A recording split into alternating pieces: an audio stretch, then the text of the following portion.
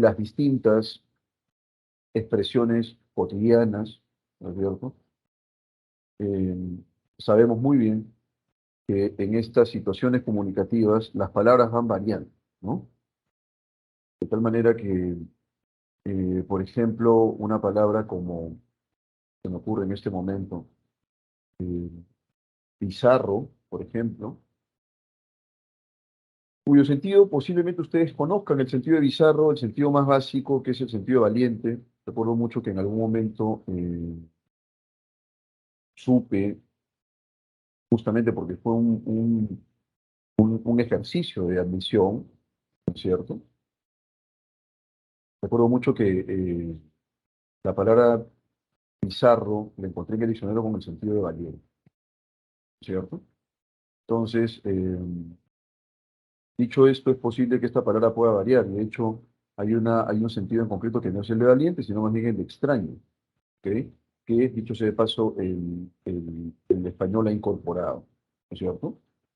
Entonces, posiblemente el contexto sea el que nos permita, ¿no es cierto?, reconocer cuál es el sentido en rigor de esta palabra, y nosotros tenemos que reconocerlo, por supuesto, en usos concretos. ¿Cuál es el uso paradigmático que nosotros tenemos que evaluar? El texto. ¿Sí? Eso quiere decir entonces que va a depender mucho del contexto en el cual la palabra esté ubicada, ¿cierto? Esa situación en rigor es la que va a definir el sentido potencial. Entonces, más allá de nuestro reconocimiento, de nuestro conocimiento diccionario, ¿no es cierto? El sentido contextual apela a la palabra en contexto. Por esa razón, no es conveniente que ustedes, ¿no es cierto?, trabajen al margen del texto. Si ustedes trabajan al margen del texto, pueden fallar, ¿no es cierto? De pronto, tú sabes que Bizarro es valiente y marcas valiente, sin ubicar la palabra en el contexto textual, ¿no es cierto? Y ese no es el caso. Nosotros tenemos que determinar en el texto cuál es el sentido que el vocablo adquiere. ¿Ok? Y eso es lo que vamos a ver ahora, porque son distintas las relaciones semánticas que nosotros manejamos. Al momento de adquirir el léxico, a muy temprana edad, nosotros vamos estableciendo relaciones sistemáticas entre ese universo lexical. Eso quiere decir que nosotros somos capaces, por ejemplo, de utilizar alternativamente auto, coche o carro, porque sabemos en realidad que son sinónimos. Eso es lo que nos va a importar, por supuesto, al momento de actualizar nuestro conocimiento lexical en situaciones comunicativas concretas. Entonces, lo que requerimos fundamentalmente es determinar, ¿no es cierto?, ya en la lectura, cuál es el significado que el vocablo adquirió. ¿Ok? Eso es lo que requerimos, eso es lo que necesitamos. Entonces, la primera recomendación es que ustedes no disocien el vocablo, no lo separen del texto, ¿no es cierto? No lo evalúen al margen del texto. Es el texto el que le brinda, ¿no es cierto?, el contexto más idóneo para que este vocablo pues tenga sentido, tenga un valor semántico. ¿Ok? Entonces, dicho esto, vamos a definir qué cosa es el sentido contextual. Había dicho que todas las palabras, en rigor, en eso es un rasgo quizás eh, inherente al lenguaje humano y a la manifestación del lenguaje humano, es decir, a las lenguas del mundo. Todas las lenguas del mundo presentan, ¿no es cierto?, distintos vocablos y estos vocablos a su vez presentan distintos significados. Entonces, ¿qué quiero decir con ello? Quiero decir fundamentalmente que eh, los vocablos en sentido estricto, ¿no es cierto?, cambiando, van cambiando su valor. Vean ustedes que una palabra como cuidar, por ejemplo, en el siglo XIV significaba proteger, perdón, pensar, ¿ok? Y existen muchos reportes acerca de ello. Muchos documentos del español antiguo advierten que, ¿no es cierto?, esta palabra cuidar era sinónimo de pensar. Pero ese sinónimo nosotros no lo reconocemos ahora, porque históricamente las lenguas cambian. En el momento de cambiar, los significados también varían, van incorporándose algunos significados nuevos, van desechándose algunos significados antiguos. Pupila es sinónimo de esclavo. En el latín, efectivamente, esta es una palabra que deriva del latín, significa esclavo, ¿cierto? Entonces, ahora nosotros no reconocemos, por supuesto, ese valor. Para nosotros pupil es una parte del ojo y listo. ¿Ok? Entonces, cuando nosotros pensamos en el sentido contextual, pensamos en lo siguiente. Las palabras que son polisémicas y que en consecuencia se organizan a través de múltiples significados en el contexto textual o en cualquier otro contexto comunicativo, ¿no es cierto?, van adquiriendo distintos valores que nosotros tenemos que procesar. ¿Ok? Esos valores son valores muy precisos, son valores muy específicos y lo que nosotros requerimos es permitirle, ya sea al lector o al interlocutor, que pueda recuperar el significado, ¿cierto? Y la única forma de recuperar el significado va a ser justamente en el contexto. Por esa razón, en el caso de la estructura textual, requerimos leer la palabra en el enunciado en el cual aparece, porque es ahí donde nosotros vamos a detectar pistas muy interesantes y también pistas mucho más claras sobre cuál es el valor semántico que adquiere, ¿no es cierto?, en rigor este vocablo. Vean ustedes además que pienso yo, por ejemplo, en una palabra estadio, eh, sí, posiblemente podamos pensar en un, no sé, en un recinto deportivo, ¿no es cierto? Es lo primero que se nos viene a la mente cuando nosotros pensamos en estadio, ¿no? Un recinto deportivo. Claro, y de pronto podríamos pensar, se me ocurre en este momento, en, en el estadio de Alianza, ¿no? Claro, porque la U ni siquiera tiene estadio, entonces Alianza, listo, su estadio, un tremendo coloso. Y que ese es un recinto deportivo, es uno de los tantos sentidos, ¿no es cierto?, de la palabra estadio, pero no es el único, ¿no es cierto? Vean ustedes que hay un sentido muy interesante de estadio que es fácil, pero es poco usado. Y más bien va generando un problema ya de orden normativo, porque incluso en contextos académicos, esta palabra suele pronunciarse como estadio. Y es altamente probable que ustedes hayan escuchado ese sentido, el sentido estadio, ¿no es cierto? Entonces, bueno, en realidad lo correcto es estadio en términos formales. Una pregunta interesante es por qué va apareciendo estadio, profesor, en términos de fase, ¿no? Es porque se confunde con la palabra estadía, que sí existe en español, y la palabra estadía es sinónimo de estancia, ¿no es cierto? El periodo de tiempo en el que tú permaneces en un determinado lugar, ¿no? ¿Sí? Mi estadía, por ejemplo, en, no sé, Piura, ese tiempo que tú pasaste en Piura, fue terrible, qué sé yo. Entonces, ahí tenemos nosotros la palabra estadía, ¿no es cierto? Es una palabra en rigor que sí existe en español, y por asociación fonética va apareciendo la forma estadio, pero eso no es correcto. La palabra correcta es estadio. Ahora, ¿cuáles son los significados potenciales de estadio? Vamos a ver. Ahí tenemos, a propósito del Mundial, ¿no es cierto? Recintos con grandes dimensiones, ¿no es cierto?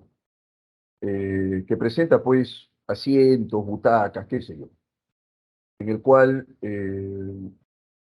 van apareciendo, por supuesto, eh, deme un segundito, por favor, un segundito.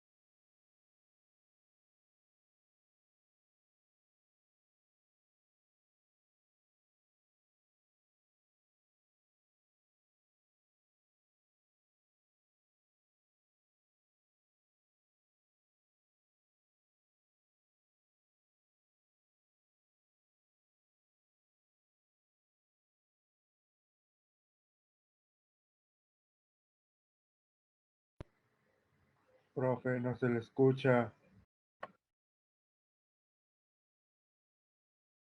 Dame un segundo, estimado, por favor.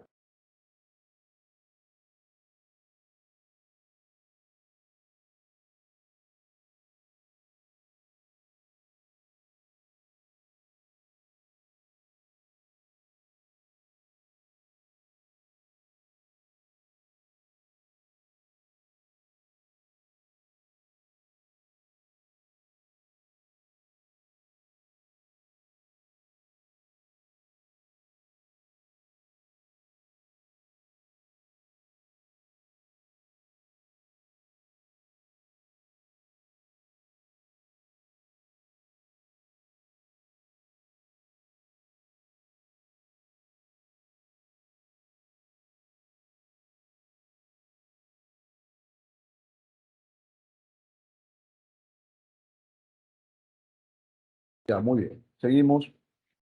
Entonces vean ustedes los sentidos de estadio, ¿no? En primer lugar, el sentido de estadio, decía yo, este recinto deportivo, ¿no es cierto? Podemos caracterizarlo de una manera mucho más precisa, de hecho, pero también puede ser periodo fase. Y vean ustedes que en Grecia y Roma, este es un sentido que posiblemente nosotros ya no podamos recuperar, porque es un sentido muy prístino, muy antiguo, ¿no es cierto? Medida de longitud de 125 pasos geométricos, ¿no es cierto? 185 metros aproximadamente. Eso puede ser también un estadio, ¿no? Eh, bueno, acá en realidad tenemos varios sentidos potenciales, varios sentidos posibles, ¿ok? Y no todos los sentidos, ¿no es cierto?, van a ser fácilmente recuperables en rigor.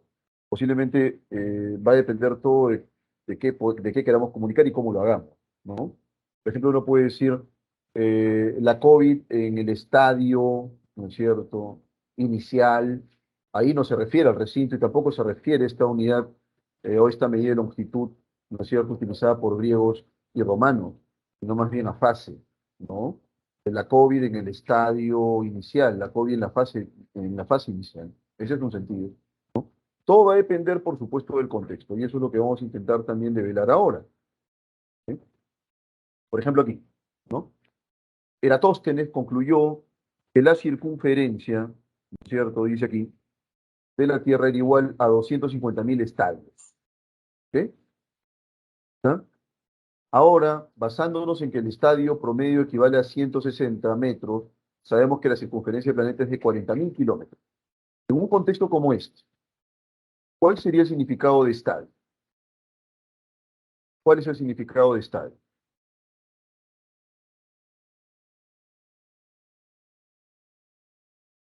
Voy a colocarte tres opciones, ¿no es cierto? Medida de longitud, fase o recinto deportivo. Bueno, a ver, vamos a ver en el chat qué me indican. Por ahí de pronto están escribiendo, ¿no es cierto? La medida de longitud, profesor. Medida de longitud, efectivamente, como no. Por aquí Matías también ha respondido eso en el chat. Medida, muy bien, Rodrigo, perfecto. Ese sería pues el sentido contextual, ¿no es cierto? Muy bien, Joan Abdiel, medida, ¿no es cierto? Ahí estamos. Ahora seguimos. Seguimos. ¿Sí? Por ejemplo, aquí, sí, efectivamente tiene que ver con la unidad de medida, pues, de la Grecia antigua, ¿no? ¿Alguna pregunta por ahí?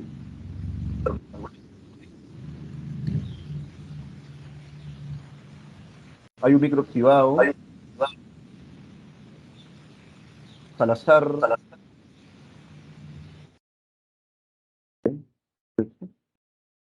Entonces, eh, vamos ahora con algún otro sentido más. Cuando uno dice sentido contextual, se refiere estrictamente a la relación sinonímica que nosotros advertimos, ¿no es cierto?, en un vocablo, pero el sentido contextual es mucho más amplio, ¿no? El sentido de un término es mucho más amplio, porque puede equivaler incluso a una definición muy bien elaborada. En el caso de la sinonimia contextual, sí aplicamos la prueba de permutación. ¿Cómo es esto? Cambiamos un elemento por otro, y si el elemento que nosotros ahora hemos incluido responde, por supuesto, a la intención comunicativa y al sentido que queremos expresar, tanto mejor. Esto está funcionando, en consecuencia es el sinónimo en contexto. Recuerden que no siempre las palabras que nosotros hemos aprendido, las palabras de diccionario o el sentido de diccionario, nos va a servir. Posiblemente sea pues un sentido diferente el que nosotros eh, detectamos estamos de acuerdo en el texto. Y puede ser ese el caso que vamos a ver a continuación. Dice acá, durante años, ¿no es cierto?, los científicos han debatido sobre la causa de la extinción del Cretácico entre el impacto de un gran asteroide o una época de gran actividad, ¿cierto?, volcánica. Ahora nuevas pistas esclarecen el problema sobre el final de los dinosaurios. Contribuyendo así al conocimiento, debió decir aquí, acá dice al conocimiento, es al conocimiento del pasado remoto y a la explicación de la extinción masiva de los dinosaurios. Respecto a la explosión del asteroide, investigadores señalan que esta fue tan fuerte que provocó un súbito, ¿no es cierto?, um, efecto invernadero, con temperaturas superiores a los 155 grados centígrados. Asimismo, se ha descubierto recientemente que las erupciones volcánicas fueron muy anteriores a la extinción, por lo que se descarta que sean la causa.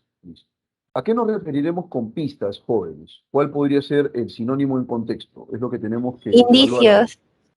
Indicios, puede ser hallazgos, huellas, ¿no es cierto? Muy bien, ¿cómo no? Había pensado en hallazgos, ¿eh? Nuevas investigaciones esclarecen el problema, dice aquí. Aunque también podría ser investigaciones, digo yo, pero no creo que se refiere a investigaciones aquí, ¿ah? Acá en realidad me parece más sinónimo de hallazgos, ¿no es cierto? Investigaciones, o sea, coincide, pero no creo que sea el sinónimo aquí, ¿ok? Nuevos hallazgos, nuevos resultados, ¿no es cierto? Esclarecen el problema. Me parece que ese es mucho más preciso que investigaciones, ¿ok? Bien. Continuar. Luego dice por aquí. Esta es una cuestión interesante. A veces nosotros estamos automatizados y consideramos pues que efectivamente tenemos que buscar siempre el sinónimo. Eso no es cierto.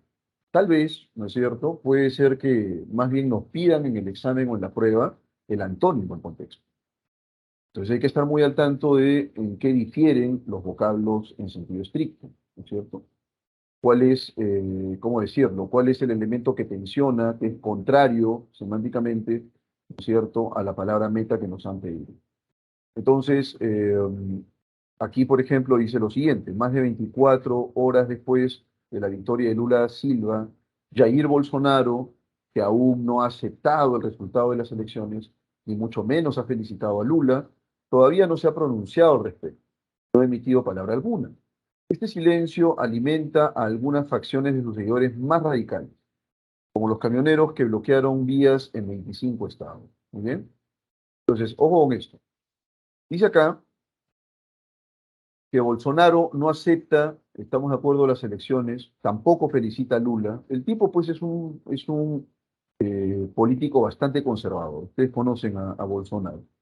Todavía tampoco se ha pronunciado eso al respecto. O sea, no ha dicho nada. No ha aceptado la derrota, digamos.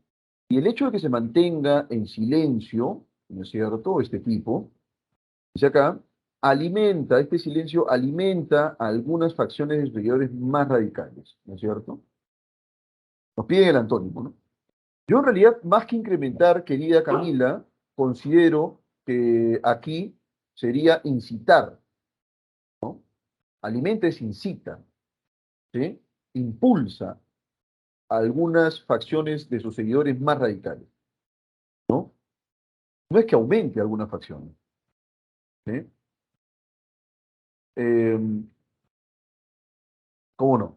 Incita, es decir, alimentar es como los enardece, ¿no es cierto? Él ya cuenta con algunas facciones de sus seguidores más radicales, y entonces estos, al sentir el silencio de su líder, ¿qué es lo que hacen? Empiezan a, ¿no es cierto?, a irritarse, se caldean los ánimos, eso se refiere con alimentar. Y entonces el antónimo, ya lo he planteado aquí, sería más bien calmar, ¿no? Incitar, irritar, estimular, calmar, atenuar, apaciguar, ¿no es cierto? Ese sería el antónimo. Hay que tener cuidado con eso. A veces nosotros estamos bastante proclives, ¿no es cierto?, a considerar que el sinónimo es lo que siempre nos van a pedir y no es cierto. A veces nos piden el antónimo. Hay que tener mucho cuidado con eso. A veces estamos tan automatizados, digo yo.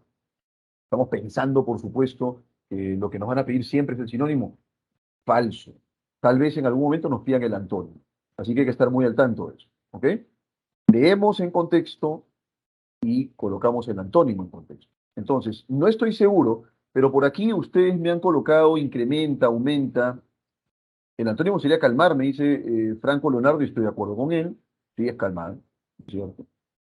Apaciguar, cómo no, atenuar, ¿sí? Alimentar es todo lo contrario, más bien es irritar, estimular, incitar a la violencia, ¿no es cierto? Ese sería pues el sentido contextual, ¿no es cierto? Así de concreto.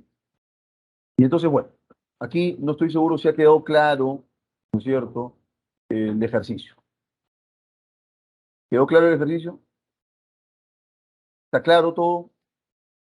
Sí, profesor. ¿Alguna preguntita por ahí?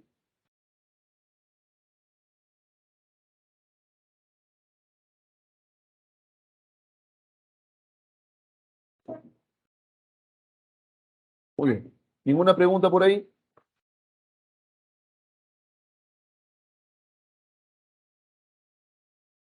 Bueno, entonces si no hay ninguna pregunta, continuamos. Dice aquí, significado denotativo connotativo. Escúcheme bien, escúcheme bien. En esta historia del significado denotativo y connotativo, nosotros pensamos en lo siguiente, ¿no es cierto? Pensamos en que siempre cuando utilizamos un vocablo, el vocablo fuera de contexto se vincula con un significado muy básico, que todos los hablantes de español reconocemos, ¿no es cierto? Por ejemplo, si yo descontextualizo y digo mano, así fuera de contexto, a secas, mano, lo primero que se nos viene a la mente, ¿estamos de acuerdo?, es una parte del cuerpo. Eso es lo que entendemos como mano, ese es el significado más básico, ¿no es cierto? Pero de pronto, si tú vas al mercado y pides una mano de plátanos, entonces ha variado eso un poco. Estamos frente a nosotros, ¿no es cierto?, a un sentido extendido, un sentido diferente, un sentido alternativo, que no tiene que ver con ese sentido fundamental, literal, básico.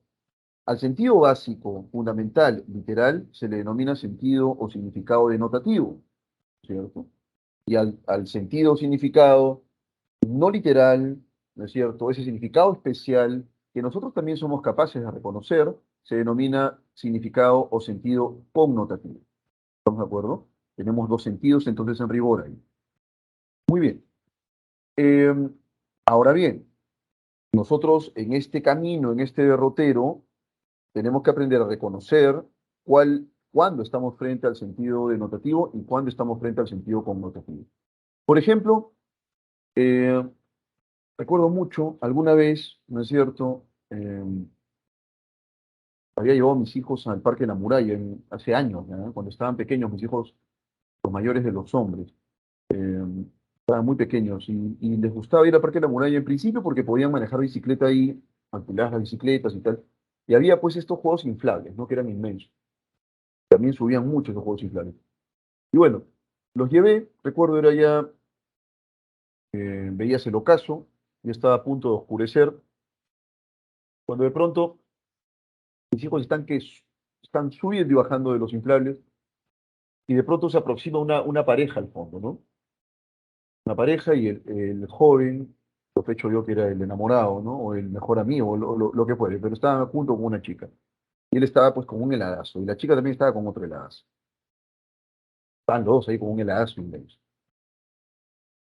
Y recuerdo que la chica no probaba el helado por alguna razón.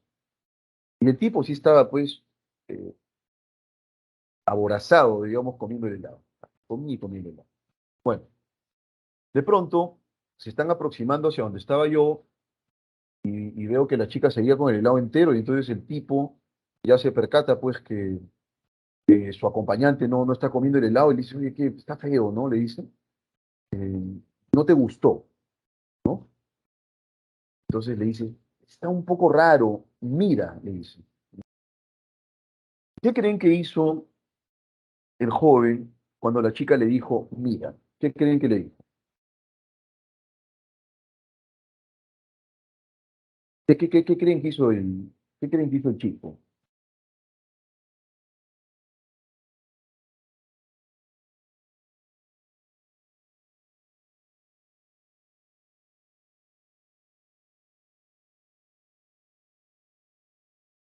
Lo probó, efectivamente, como no, no lo miró, estimado Héctor.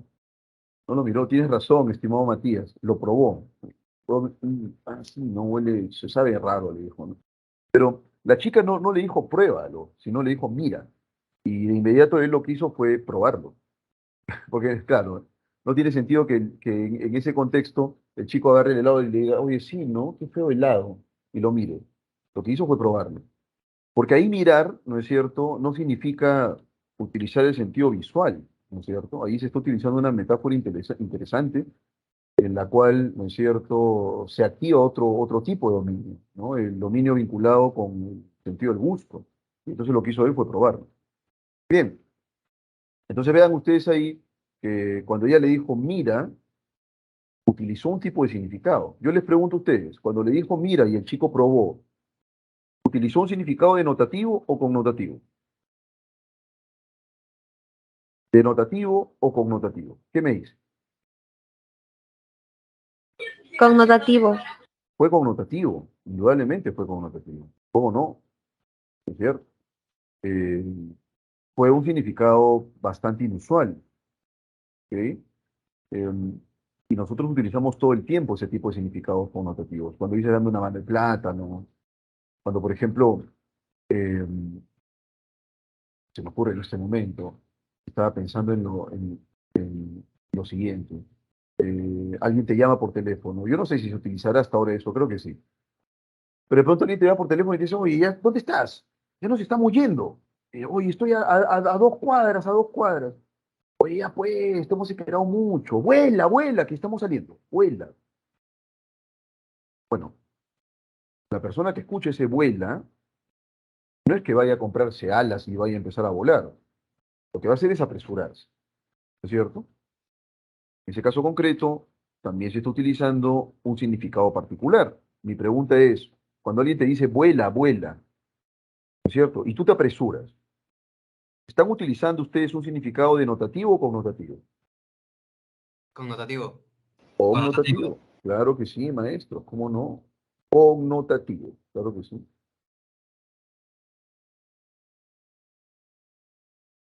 Una consulta, disculpe, el usar los significados connotativos estaría prácticamente mal porque, por ejemplo, si nos puso el ejemplo del helado, está mal que le haya dicho mire prácticamente, tendría que haberle dicho pruébalo o algo así, ¿Por qué, ah? A ver, cuéntame. porque en sí no es realmente lo que le da como que otro significado, pero no suena bien. Por ejemplo, cuando dicen vuela, está mal, no suena bien. ¿Te parece que no suena Podría, bien? claro, debería usar apresúrate, la palabra correcta. A ver, tú en realidad estás confundiendo planos.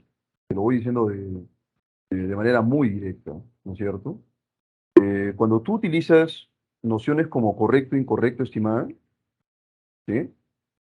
Eso en realidad se aplica a un plano del uso lingüístico. Y el plano del uso lingüístico es el plano escrito, no el plano oral, ¿sí? Cuando uno dice vuela, no es que esté hablando mal o no es que esté hablando de manera incorrecta, en absoluto. Simplemente está hablando. Y lo que está utilizando ahí es una estrategia cognitiva que es muy, muy compleja. Está utilizando una metáfora conceptual. ¿Estamos de acuerdo? Lo interesante no es que por tu prejuicio creas que está hablando bien o mal, o que eso sea correcto y correcto. Lo interesante es preguntarse por qué razón en lugar de utilizar volar, no utilizó, oye, recta, recta, ¿cierto? Oye, arrástrate, arrástrate. ¿Por qué utilizó volar? ¿Por qué no utilizó rectar? ¿Por qué no le dijo, oye, nada, nada? Eso es interesante preguntarnos, ¿cierto? Y en realidad todo tiene un valor y una respuesta en términos experienciales. Y en términos experienciales sabemos que volar es mucho más rápido que nadar o mucho más rápido que correr incluso. Y eso tiene mucho sentido. Claro, tú te pierdes esa explicación pensando que es correcto, incorrecto, apropiado, inapropiado, porque claro, te han enseñado en el colegio probablemente, no sé quién, pero con total seguridad no era lingüista, que esa no es la manera correcta de hablar. Y esto de la manera correcta de hablar es un puro prejuicio, ¿ok? No existe la forma correcta de hablar. Eso es parte en realidad de un engaño sistemático al que todos hemos estado sometidos. Lo que existen son usos lingüísticos. Yo como lingüista, ¿no es cierto? lo que hago es analizar esos usos. A mí me parece muy interesante, de hecho, que un jovencito o una jovencita le diga a un jovencito, oye, si este helado está feo, mira, y que el joven, ¿no es cierto?, no lo mire, sino lo pruebe. El joven ha sido en realidad ha establecido la asociación, ¿ok? Y lo que está haciendo él es justamente probar, es decir, él ha recuperado el significado que ella quería que él recupere, pero no lo puede recuperar, ¿no es cierto?, de manera azarosa, no lo puede recuperar en una situación descabellada, lo recupera porque en ese instante hay un helado que puedes probar, así de concreto. Esa es la manera en la cual uno podría describir de una forma muy intuitiva lo que está ocurriendo en esa situación comunicativa. Pero eso no tiene nada que ver con esto de correcto, incorrecto. Correcto, incorrecto sí se aplica cuando tú redactas un texto escrito, por ejemplo. Y ahí, por supuesto, los vocablos los vas a tener que utilizar con mucha precisión. En el texto escrito, por ejemplo, estimada, no vas a poder utilizar alegremente prueba, o perdón, mira para referirte a probar. En el texto escrito no vas a utilizar vuela para referirte a desplázate rápidamente, porque es un texto formal. Y el texto formal, permíteme decírtelo, ¿no es cierto?, está signado por un conjunto de reglas que nosotros vamos adquiriendo conforme vamos alfabetizando. Pero esas reglas no tienen absolutamente nada que ver, estamos de acuerdo, nada, pero nada que ver con el plano oral. Así que hay que distinguir planos. Y lo digo por una razón bastante sencilla. Si no distinguimos planos, entonces empezamos a volvernos, ¿no es cierto?, unos prejuiciosos medievales que de pronto van escuchando algunas palabras, algunas expresiones, algunas entonaciones que no son acordes con lo que yo considero que es correcto y pienso que la gente está hablando mal. Ese es un prejuicio muy extendido producto de la ignorancia, ¿no es cierto? Esto de que habla bien, habla mal, es producto de una profunda ignorancia y un desconocimiento acerca del tema lingüístico. Así de concreto. Nadie tiene que enseñarle a hablar a nadie, eso tú lo has adquirido en los primeros años de vida, ¿no es cierto? Y sin que estés sometido a ninguna clase de gramática del español. Lo que ustedes están aprendiendo, por ejemplo, en cursos como lenguaje, es la objetivización de ese conocimiento intuitivo que ustedes han adquirido en los primeros años de vida.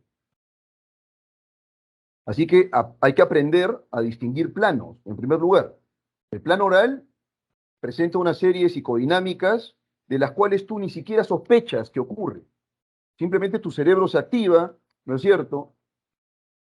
Y vas generando enunciados lingüísticos, en tu lengua, por supuesto, que son procesados por los interlocutores de turno. ¿Qué pasó con tu cerebro cuando acabas de intervenir hace un momento? Ni siquiera lo sospechas, no sabes qué ocurre. Son procesos inconscientes, por supuesto, ¿cierto? Entonces, cuando yo les he planteado estos ejemplos, les he planteado los ejemplos ciertamente en el sentido oral para que ustedes comprendan varias cuestiones. La primera, nosotros como hablantes nativos de español, ¿no es cierto?, no es que utilicemos mira para que el otro pruebe porque estamos locos o porque hablamos mal, ¿cierto? Lo utilizamos en sentido estricto porque estamos aplicando una metáfora conceptual. ¿Estamos de acuerdo? ¿Y quién es el que describe esa metáfora conceptual? El lingüista. Bueno, yo lo soy y por esa razón me permito describirlo delante de ustedes. ¿No es cierto? Pero eso no tiene absolutamente nada que ver con hablar bien o hablar mal. ¿No es cierto? Eso es producto de un rancio prejuicio. Y ese rancio prejuicio lo que genera es casos de discriminación, por supuesto. En un país racista como el nuestro, ¿no es cierto?, en un país excluyente como el nuestro, marginador como el nuestro, eso es el caldo de cultivo para marginar gente por no ir acorde o por no estar acorde, ¿no es cierto?, con esto que nosotros consideramos ideal. Lo ideal es A, y si no te ajustas a lo ideal, hablas mal. Bien, lamento decirles que eso es propio de un ignorante que no conoce absolutamente nada, ¿no es cierto?, acerca de cómo funciona la ley. Sí, esa es la realidad. Lamentablemente esa realidad se ha extendido mucho. Y es que la Real Academia Española, que es una institución, ¿no es cierto?, que tiene muchos siglos, ¿sí?, ha ponderado esto de lengua estándar, pero, y ojo que para los lingüistas la lengua estándar presenta un contenido teórico, solo que lo desconocemos por completo. A veces pensamos que hay gente que habla lengua estándar, nadie habla lengua estándar. No hay un solo hablante de español que hable lengua estándar. La lengua estándar nos sirve para poder redactar un texto formal, un texto escrito, ¿no es cierto? A veces pensamos que ese ideal de lengua existe, eso no existe, más que en el prejuicio de las personas. Por aquí me dice, ¿no es cierto?, Gladys, que se analice el sentido conectivo, más no si está bien expresado o no, ¿cierto? Ah, no, claro, sí, eso es cierto, maestra. Cuando yo he colocado ejemplos cotidianos, es en principio para que ustedes entiendan el concepto, ¿no es cierto? En primer lugar eso. Ahora, en el texto formal, escúchenme bien, en el texto formal nosotros vamos a ser más quisquillosos. Y eso en realidad va a ocurrir por una razón. Va a ocurrir por una razón. El proceso de alfabetización es tan complejo y está regulado por tantas normas, ¿cierto?, que nosotros tenemos que hacer caso escrupuloso de cada una de esas normas. Si nosotros no estamos al tanto de esas normas, vamos a fallar. ¿Estamos de acuerdo? Cuando yo digo, oye, esto no es correcto, no es por tu manera de hablar, es porque estás escribiendo y estás infringiendo, transgrediendo ciertas normas que la escritura impone. Ahora, eso no quiere decir que la escritura no cambie, ojo, la escritura ha cambiado una barbaridad.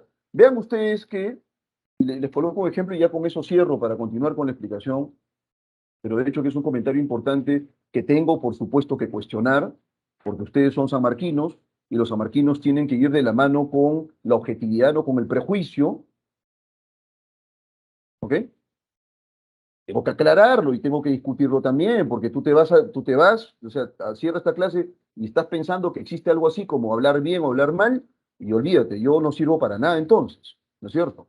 Así que hay que poner siempre en perspectiva nuestro conocimiento o nuestro desconocimiento sobre un tema. Vean ustedes que hay una forma que es sancionada, que es la forma AIGA.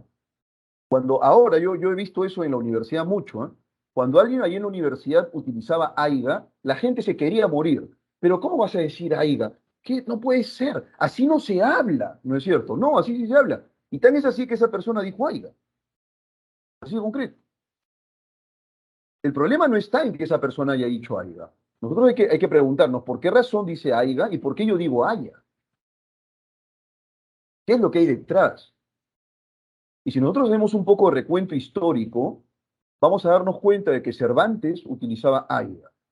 ¿Y qué hago en ese caso? ¿Le digo a Cervantes que es un bruto? ¿El creador del Quijote no sabía hablar y por eso utilizaba AIGA? No, es simplemente que la lengua cambió. Y la lengua cambia todo el tiempo. ¿Estamos de acuerdo? Cambia todo el tiempo.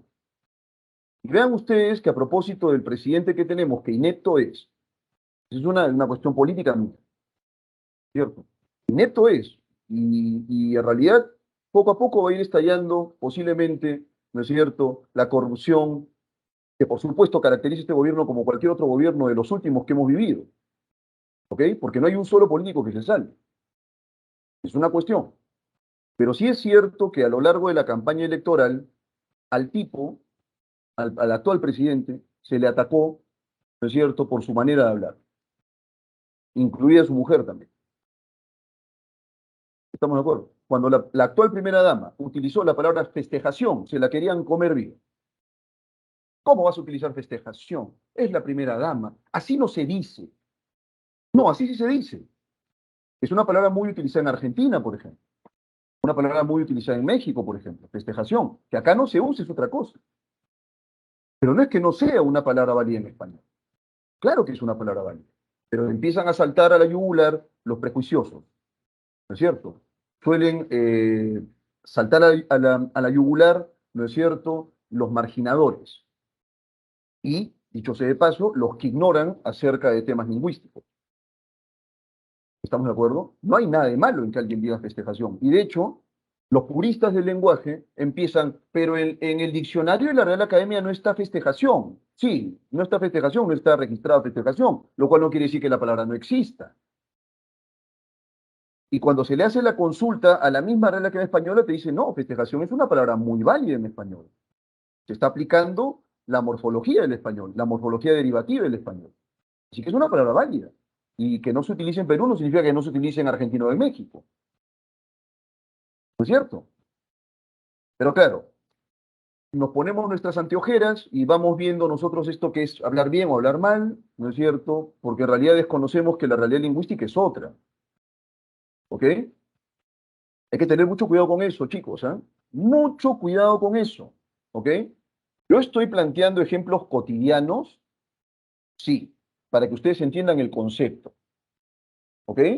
Cuando la persona dice, mira, y el chico probó, se generó una situación comunicativa magnífica ahí, y cumplió su cometido ese enunciado, porque el chico probó el helado, no lo miró.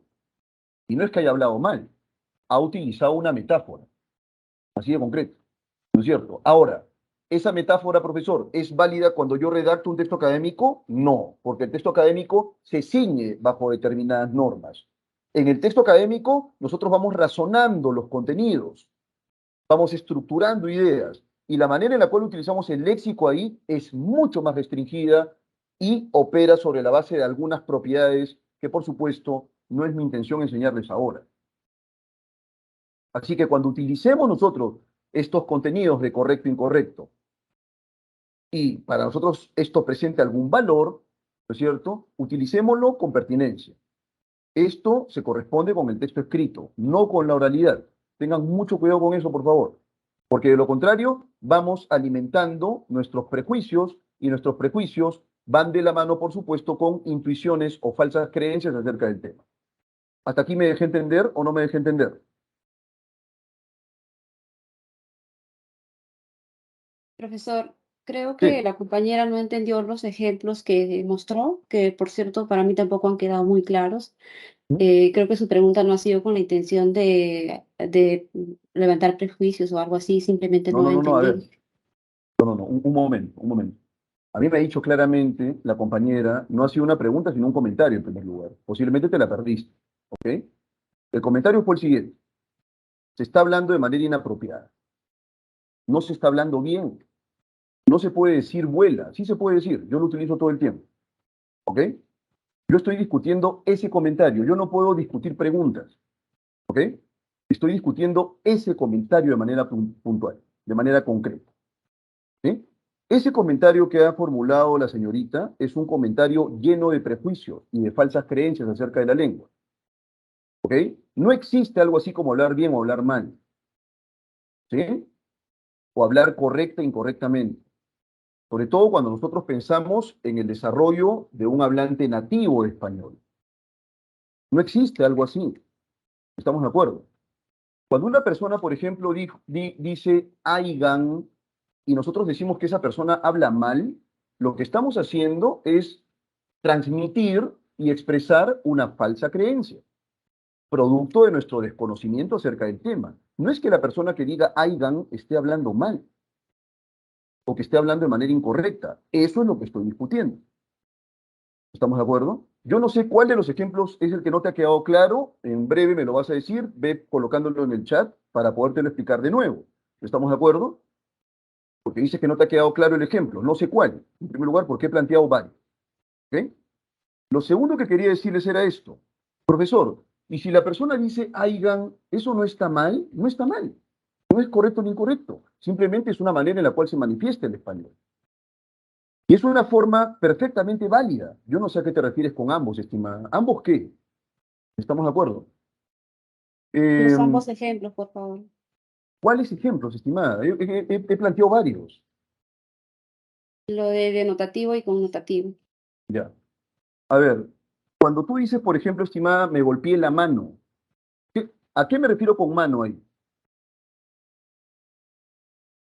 A la mano de la persona. ¿Pero qué cosa es mano de la persona? ¿Cómo definirías mano de la persona? La parte del cuerpo humano. Perfecto, listo. Eso lo reconocemos todos. Cualquier hablante de español va a reconocer ese sentido. Cualquiera. ¿Estamos de acuerdo? Aquí y en cualquier comunidad habla hispana. ¿Ok? Ese sentido que reconocemos todos es el sentido o significado más básico de una palabra. Cuando yo digo casa, por ejemplo, Incluso nosotros mentalmente configuramos una casa que ni siquiera existe aquí en Lima, probablemente, o si existen, existen poquitas, pero es esta casa paradigmática con el techo caída a dos aguas, con un circulito arriba, una puerta en medio, y tu casa posiblemente no se parezca en absoluto a ese dibujo de casa que nosotros imaginamos. ¿Ok? Pero ese es el significado básico, significado denotativo. Cuando yo digo me golpeé la mano, estoy utilizando, ¿no es cierto?, un ejemplo cotidiano, te refieres a una parte del cuerpo. Yo no puedo discutir eso, y eso es un sentido o significado denotativo, un significado literal, un significado básico. ¿Hasta aquí me estás entendiendo? Sí, ¿O no se profesor. entendió? Ya, ahora seguimos. Pero si tú vas al mercado, por ejemplo, y le dices a una persona, estás con muchas bolsas, has salido sola, ¿no es cierto? Y de pronto ya estás cansada, ¿no es cierto? Y dejas tus bolsas ahí, estás toda sudorosa porque ya está saliendo un poco el sol, y de pronto ves a un amigo, oye, ven, dame una mano, por favor. Y listo, dame una mano. ¿Tú qué cosa crees que va a hacer tu amigo? Va a agarrar y se va a arrancar la mano, ya toma, ahí está. No va a hacer eso. Lo que va a hacer es ayudarte. ¿Por qué? Porque tanto tú como él han entendido ese significado de dar una mano. Dar una mano ahí no lo puedes entender literalmente, ¿ok? Eso quiere decir que mano ahí ha adquirido un sentido bastante particular. A ese sentido particular que ha adquirido la palabra mano es el sentido connotativo, lo que llamamos connotación. Que son conceptos discutibles, por supuesto, pero se llama connotación. Es el sentido, lo que se llamaba tradicionalmente figurado, extendido, no literal. O cuando estás en el mercado y por ahí le dices a tu casero, oye, dame 2 manos de plátano. No es que le diga al plátano, plátano, dame tus manos. Le arranque las manos al plátano y te las dé a ti. Ahí nosotros no estamos entendiendo el sentido denotativo, sino el sentido connotativo. Lo connotativo es lo que se llama tradicionalmente, aunque creo que eso es discutible, el sentido figurado. Estamos de acuerdo, el sentido extendido, no el sentido básico. Eso es lo connotativo. Y eso funciona a la perfección. Y nosotros todo el tiempo utilizamos ese sentido connotativo. Todo el tiempo, todo el tiempo. Y no vamos a dejar de usarlo. ¿Estamos de acuerdo? No vamos a dejar de usarlo. Profesor, Va a disculpe, aparecer una siempre. pregunta. Dime. En la expresión de, oye, mano, al referirse a una acortación, no sé decirlo, Sí, de la sí. palabra hermano, ¿Cómo pues, no? como amigo, ¿es connotativo? Eso es interesante. Es connotativo, maestro. ¿Cómo no? ¿Sabes por qué razón? Independientemente de mano, porque tú mismo lo has dicho, ese es un acortamiento de la palabra hermano. ¿Ok? Es un acortamiento de la palabra hermano. Listo. Hermano se convirtió en mano. Así como pues puede convertirse en P, ¿no es cierto? Entre otras palabras, qué sé yo. Es un sentido bastante coloquial. Pero ahí tú estás utilizando hermano no para referirte a tu hermano. A un amigo le puedes decir, oye, hermano, ya pues, págame. Es tu amigo, no es tu hermano. Entonces estás utilizando ahí un significado connotativo. ¿Por qué razón? Estás utilizando hermano no para referirte a una persona que tenga un vínculo consanguíneo contigo. ¿Me dejo entender, estimado? Matías, Daniel y Jesús Sí, profesor. es un significado connotativo sin duda. Y ahora te voy a colocar un ejemplo más. Un ejemplo más. Antes de la pandemia, ahora ya en realidad soy poco de desplazarme en combi, casi en realidad no me desplazo en combi, porque he estado encerrado muchos años. ¿Ok? De hecho, que la PRA ha tenido varios años de desarrollo virtual, si se quiere. Pero antes de la pandemia me desplazaba mucho en combi. Y a la universidad, a otra universidad, a la pre, por aquí, por allá, me desplazaba por todos lados. Lamentablemente ahora el tráfico es realmente un infierno, ¿cierto? Realmente un infierno el tráfico, ¿eh? Tú tienes que proyectar muy bien tu horario. Yo recuerdo cuando trabajaba en Monterrico, yo vivo aquí en Lince, pero cuando trabajaba en Monterrico tenía que salir por lo menos 2 horas y media antes para poder llegar a Monterrico a tiempo. 2 horas y media antes, era bastante. La clase empezaba, recuerdo yo, no, 3 horas antes salía, imagínate tú. Mi clase empezaba a las 5, ¿cierto? Era de 5 a 6 y media, y yo tenía que salir a las 2. ¿Sí? O sea, vivía prácticamente en un micro. ¿Ok? Bueno, el asunto es que ahí, en ese contexto cotidiano también, los cobradores y los choferes de estos micros, de este transporte, ¿no es cierto? Van generando sus propios usos. Y de pronto, alguna vez escuché, en una combi, ojo, escuché que se utilizó la palabra camello. La siguiente expresión, ¿no? Oye, pisa, pisa, que viene el camello. Así como la aquello, ¿no? Pisa, pisa, que viene el camello. Con esa voz gutural, ¿no? Pisa, pisa, que viene el camello. A mí no es que me haya sorprendido, porque en realidad usos, voy tomando nota yo de los usos, ¿no?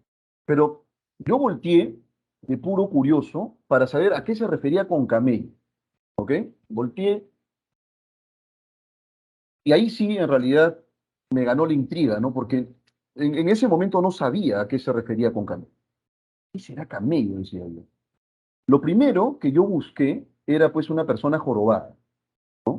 De pronto yo no lo veo, digo, pero uno de esos choferes es jorobadito y entonces le dirán camello, decía yo. Y no se me ocurre más nada, ¿no es cierto?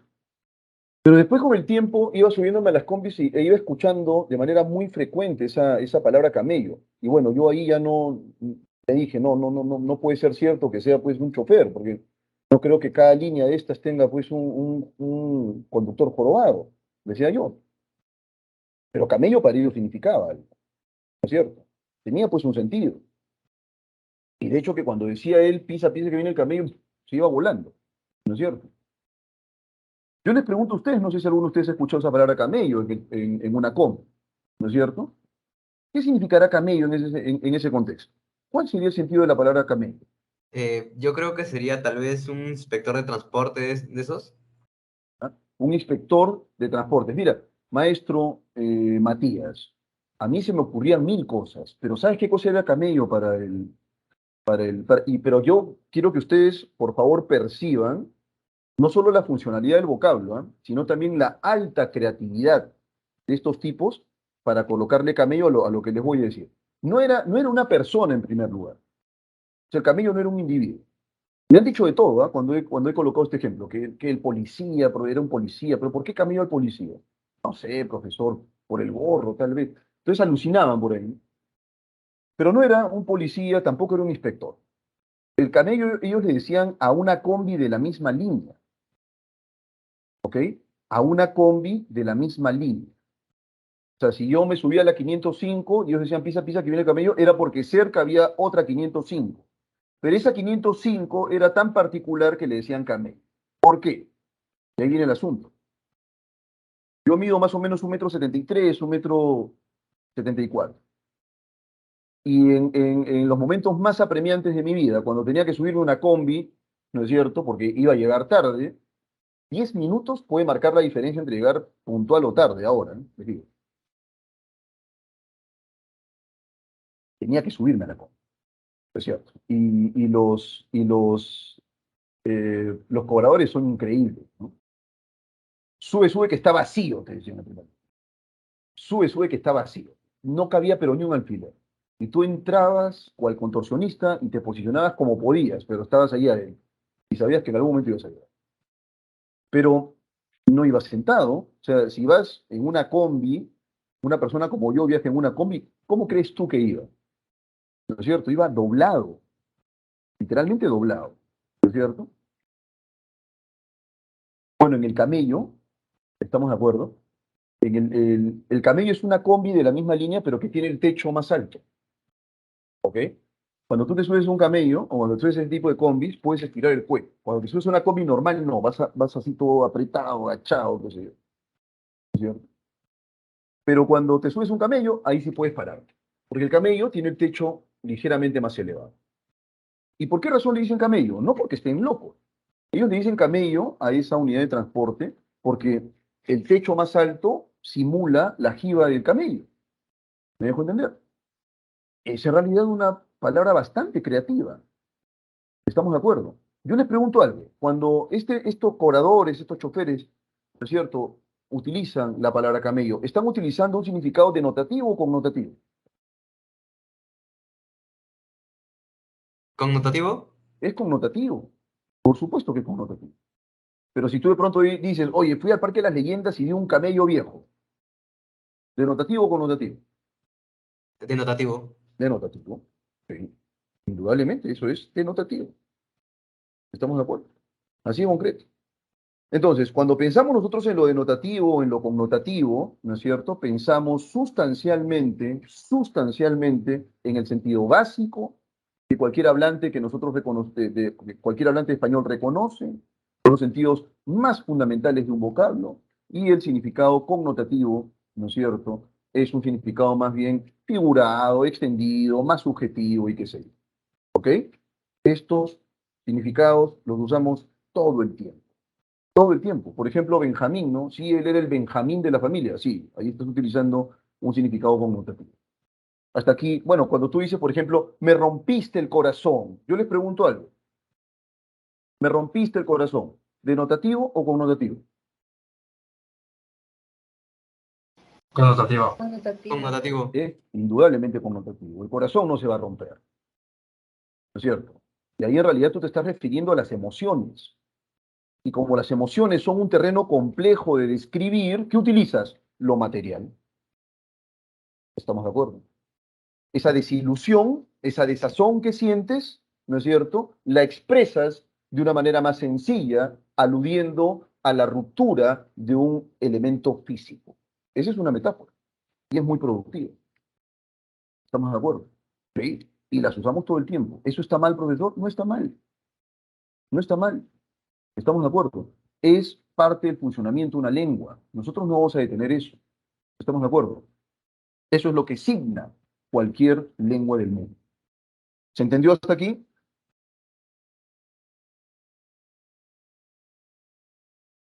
¿Se entendió hasta aquí?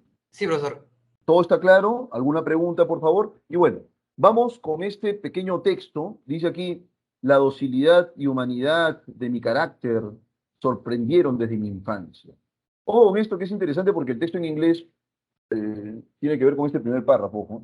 Dice que la docilidad y la humanidad de mi carácter sorprendieron desde mi infancia. Tan notable era la ternura en mi corazón que había hecho de mí el juguete de mis amigos. O sea, era una persona tan noble, ¿no es cierto? Era una persona tan tierna, tan inocente, pues, ¿no es cierto? Que eso suele ocurrir, ¿no es cierto? Suele ocurrir mucho. Los abusivos hacían, pues, escarnio de este narrador, quienes me jaloneaban, se burlaban de mí y se regodeaban al hacerlo. Me casé joven, tuve la suerte de descubrir en mi mujer una disposición semejante a la mía. ¿A qué se referirá con disposición? Y vean ustedes que aquí el autor, que es nada menos que Edgar Allan Poe, está señalando que él era un juguete, sus amigos. Yo les pregunto algo, jóvenes. ¿La palabra juguete aquí se entiende denotativa o connotativamente? Connotativamente. Es connotativo. Sí, eso es indudable, ¿no es cierto? Es indudable. Y tiene que ser, por supuesto, connotativo, porque no es literalmente un juguete. ¿Sí? Es un ser humano, abusado. A eso se refiere. ¿Sí? Quienes habiéndose dado cuenta de mi gusto por estos favoritos domésticos, ¿quién, perdón? No perdió ocasión alguna de proporcionármelos de la especie más agradable a la compañía. Tuvimos pájaros, un pez de color negro, un magnífico perro, conejos, un mono pequeño y un gato. Listo, ahí tenemos las palabras juguete, disposición semejante. Cuando dice aquí disposición, ¿no es cierto?, se refiere a el mismo carácter. ¿Estamos de acuerdo? El mismo carácter, el mismo estado de ánimo. Parecían como almas gemelas. ¿Sí? Por estos favoritos domésticos, dice aquí, no perdió ocasión alguna de proporcionar. Favoritos domésticos son animales domésticos, ¿cierto? De la especie más agradable a la compañía, ¿qué sé? Y ahí están los pájaros, peces, perros, conejos, monos, qué sé. Y acá. En el texto el significado de juguete, ¿cuál es? Alude a humillación, recreación, odio.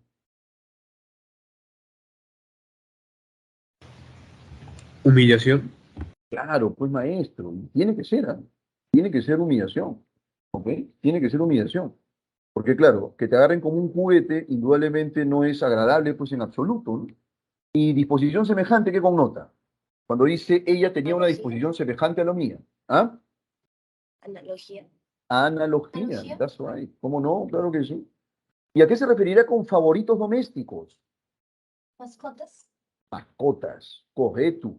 Luego dice aquí, el adjetivo agradable en el texto connota que los animales que criaba la pareja, esposos, eran Amigables. amigables. Amigables. ¿Cómo no? Claro que sí. Bien, y ahí están justamente los sentidos. No los he dicho yo, los han dicho ustedes. Y es porque han determinado justamente, ¿no es cierto?, los sentidos connotativos de los términos. Ojo con esto. Favoritos domésticos, mascotas. Edgar Allan Poe, nada menos. ¿Ok? Muy bien. Juguete, humillación. ¿Sí alude a la humillación? ¿Hasta aquí está todo claro? Sí, todo claro. Right, muy bien. Ahora vamos con el textito en inglés ya para cerrar esto. Y es exactamente el mismo texto. ¿Eh? The docility and humanity of my character surprised me. Dice acá, la docilidad y la humanidad de mi carácter me sorprendió. From my childhood. Y bueno, ya tenemos ahí desde mi infancia. ¿Estamos de acuerdo? So remarkable, tan notable, ¿no es cierto? Acá podríamos pensar tan remarcable, ¿no es cierto? Tan notorio, tan notable, era, ¿no es cierto? La tenderness, la ternura of my heart, de mi corazón, ¿ok? That it had made, that it had made, that it had made me, ¿no es cierto? ¿Qué me hizo? The plaything, está la palabra plaything, es el juguete of my friends, de mis amigos, ¿cierto? Es exactamente el mismo texto que hemos visto hace un momento, pero en inglés, ¿no? Who, la palabra who, ¿no es cierto? Esa WHO, who, pulled me along, me empujaba, ¿no es cierto? Quienes me empujaban, teased me, se burlaban de mí, and gloated as they did so, y se regodeaban al hacerlo, ¿ok? ¿Está? El mismo texto que hemos visto hace un momento, ahí está, ¿no es cierto? Ahí está, ¿está? Listo. Vamos ahora con la palabra childhood. ¿A qué nos referiremos con childhood? Infancia. Infancy. Muy bien, ¿cómo no? ¿Y what is the connotative meaning of the word character? Personality. Personality. ¿Cómo no? That's right. Sí, ¿cómo no? Esa es la clave. Correcto. Se acabó. Ahí está. Y no hay más que decir. Adiós. Thank you so much. ¿No es cierto?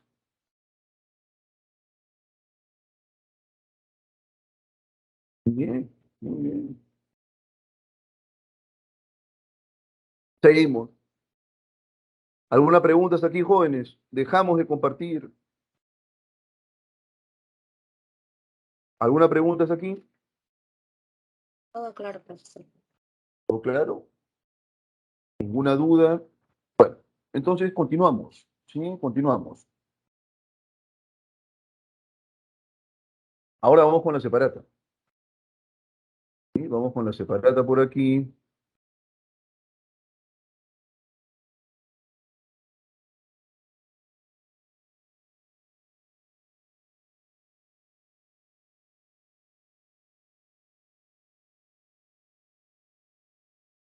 Ya está. Vamos a subir la 110. Ya estamos. Listo. Semana 4, ya un mes, ¿ah? Un mes. Nos ha pasado volando. ¿Ok?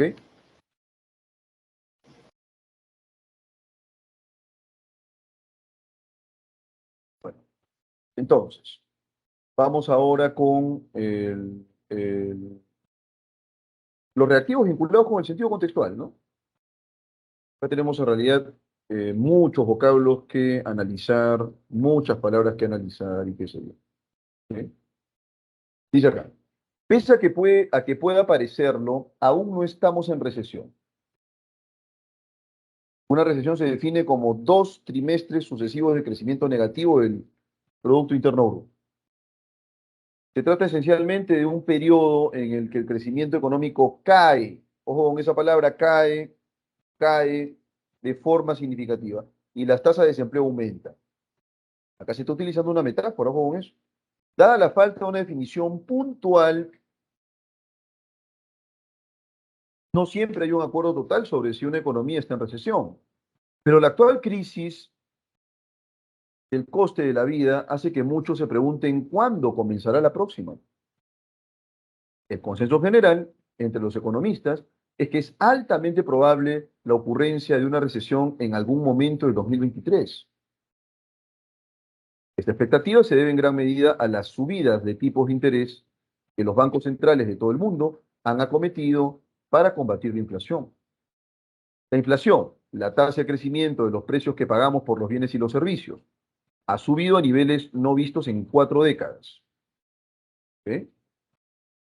Las altas tasas de inflación impactan negativamente en el poder adquisitivo y dificultan la compra de artículos de primera necesidad como la comida.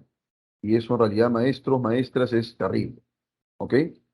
Bueno, ustedes ahora deben preocuparse solo por estudiar, nada más. No estoy seguro si alguno de los presentes trabaja y estudia, ¿no es cierto? Y de hecho va a ser mucho más duro el enfoque, pero no tendría por qué ser imposible. ¿Estamos de acuerdo? El texto está claro, me parece que es un texto expositivo muy concreto, augura de hecho una recesión que todavía no ocurre, y para ello se define en primer lugar recesión, y va exponiendo el escenario actual, el escenario económico actual, ¿no es cierto? ¿Qué es lo que está ocurriendo? ¿Qué es lo que está pasando? ¿No es cierto? Y cómo esto podría impactar en nuestras vidas. ¿Eh? Altas tasas de inflación, y ojo que eso es a nivel mundial, ¿no? A nivel mundial estamos realmente fritos. ¿Ya? A ver, caer se define como sencillo.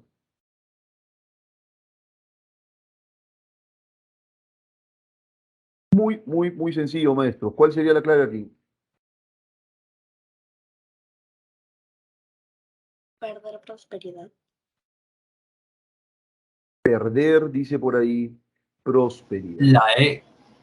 La alternativa E, me dicen por ahí. Muy bien. Bueno, y es que en realidad aquí, ¿no es cierto? Caer se refiere o adquiere un sentido connotativo. ¿Estamos de acuerdo? Por consiguiente, la clave correcta es la alternativa E. Perder prosperidad.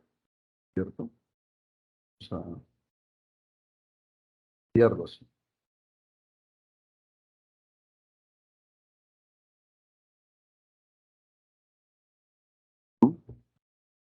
Puntual, dice acá. Dada la falta de una definición puntual, no siempre hay un acuerdo total sobre si una economía está en recesión. Y una definición puntual es indubitablemente selecta, puntual es, el sentido es indubitablemente selecto, definición puntual, conforme a lo apreciado, inequívocamente opinable, conveniente, rigurosamente limitada, recontra sencilla esta pregunta, ¿cuál sería la clave, jóvenes? Vamos.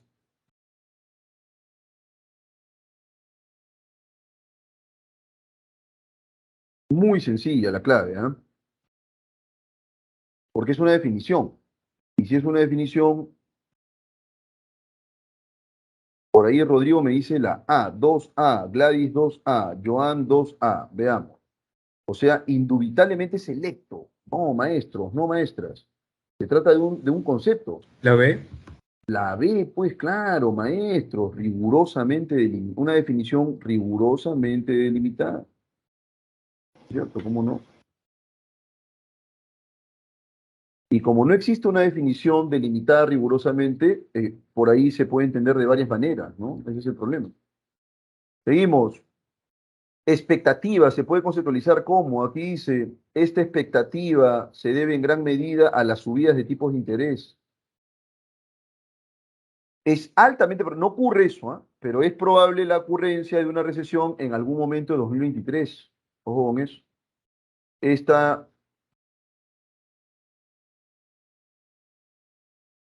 expectativa se puede conceptualizar como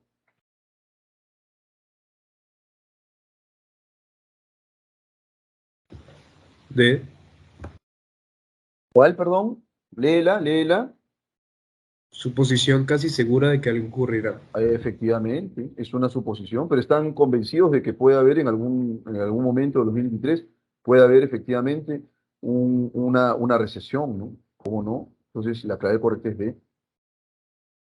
No somos adivinos, pero los indicios existentes, ¿no es cierto?, nos brindan cierta certeza, efectivamente, de que esto puede ocurrir.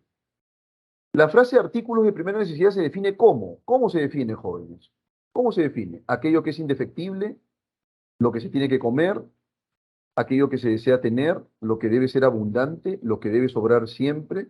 Bueno, también aquí es muy, pero muy sencilla la clave, ¿no es cierto?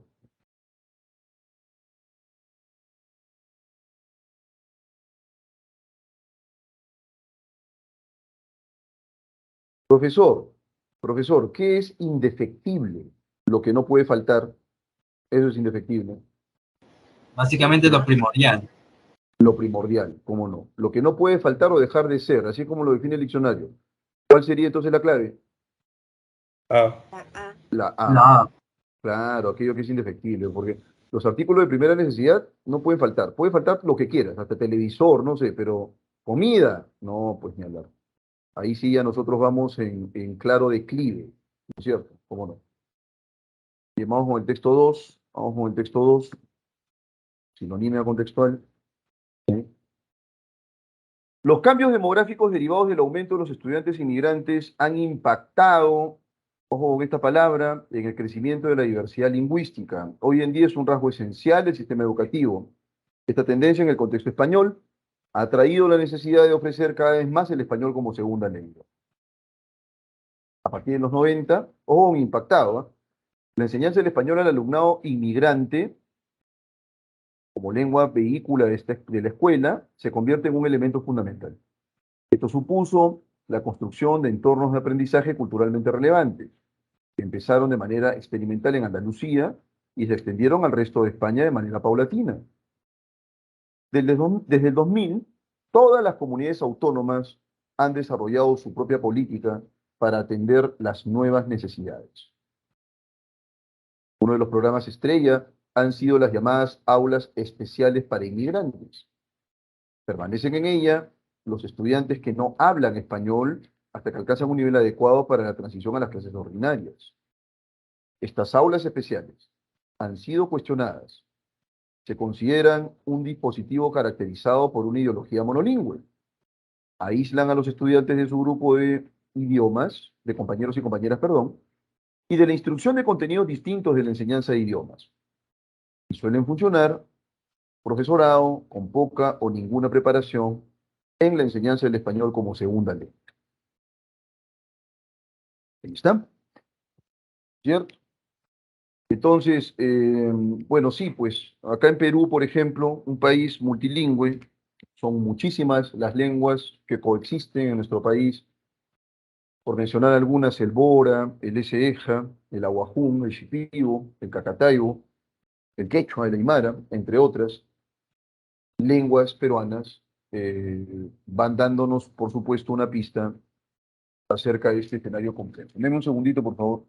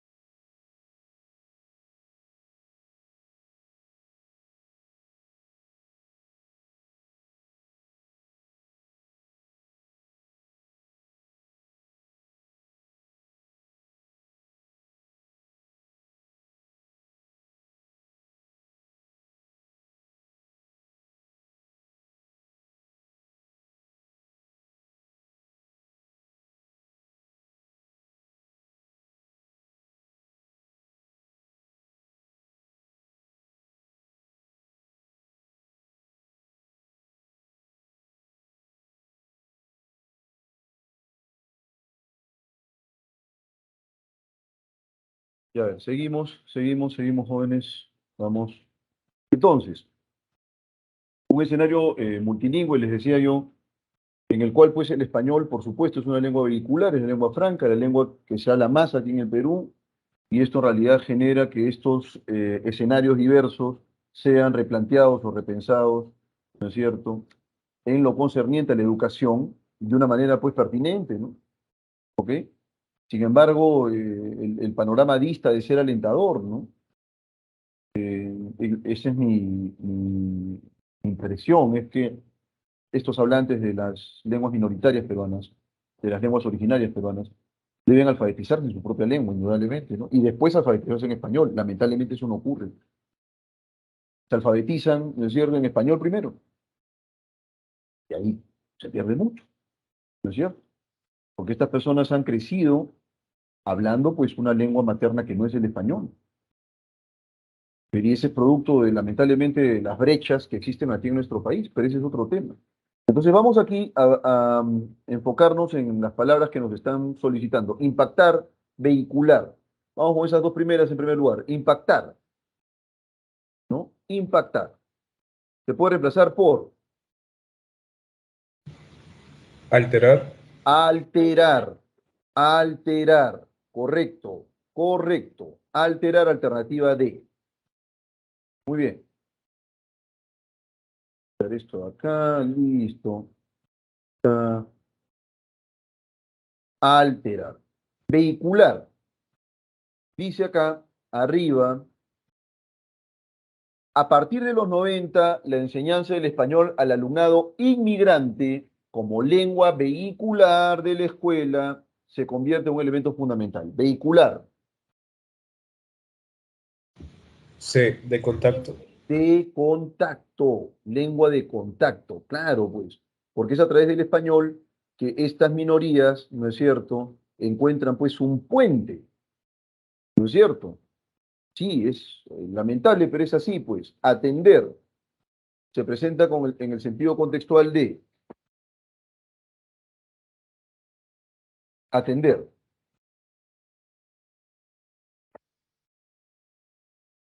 Conocer, Dice acá. A ver, vamos a leer aquí. Vamos a develar aquí en el texto. Desde el 2000, todas las comunidades autónomas han desarrollado su propia política para atender las nuevas necesidades. Estos alumnos, por supuesto, ¿no es cierto? Atender entonces es, parece que está Satisfacer. satisfacer, claro que sí, ¿cómo no? Satisfacer. Entonces vamos a marcarla, ¿cómo no? Son necesidades que se tienen que satisfacer, que se tienen que atender, ¿no es cierto? Y ahora, cuestionar. El sinónimo de cuestionar es, aquí lo dice, estas aulas especiales han sido cuestionadas. Nos piden el sinónimo. ¿Cuál es el sinónimo?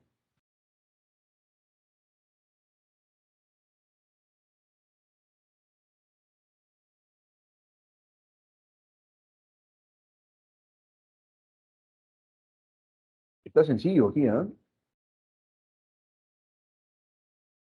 La Estas B, nuevas aulas, ¿cuál? Rechazar. Rechazar, la ¿cómo B. no? Bien, rechazar entonces. Es correcto. Rechazar. Listo. Ya lo tenemos. ¿Ok? Esto es sinonimia. Ahora vamos con la antonimia. Dice acá, no se deje vencer por el humor agresivo y hostil, hiriente, despectivo y autodestructivo. En lugar de eso, benefíciese de las bondades de la risa abierta, alegre, desenfadada, que facilita la comunicación y la integración amistosa y nos hace más tolerantes. La verdad es que hay argumentos de peso para reír. Se ha demostrado que la risa ayuda a combatir los efectos inmunodepresores del estrés. Oye, sí, ¿ah? Y por esa razón, cuando estés muy estresado, querido cachimbo, ¿sí? No sé, siempre hay por ahí, ¿no es cierto? Me disculpa un momento. Siempre hay por ahí un amigo o una amiga que te hace reír, pues, ¿no? ¿Cómo no?